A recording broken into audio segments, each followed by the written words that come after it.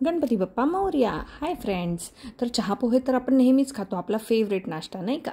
पण आज मी तुम्हाला असे एक पोहे दाखवणार आहे की जे खूप सोपे, पटकन बनतात आणि यम्मी लागतात, खूप यम्मी लागतात. तर चला सगळ्यात आधी चहा ठेवून दिला, तयारी करूया. तर थोडीशी नाश्त्याची.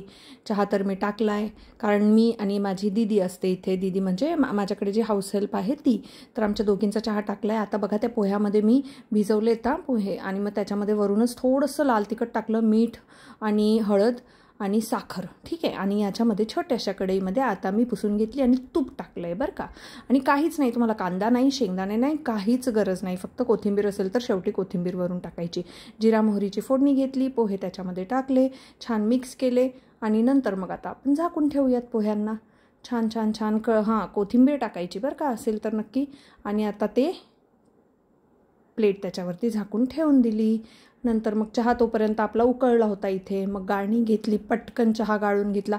चहा पोहे सोबतच खायची मजा वेगळी आहे नाही का. तुम्ही कधी ट्राय नसेल केलं तर नक्की ट्राय करा की एक घास पोह्याचा खायचा आणि एक सिप चहाचा घ्यायचा, खूप छान लागतं.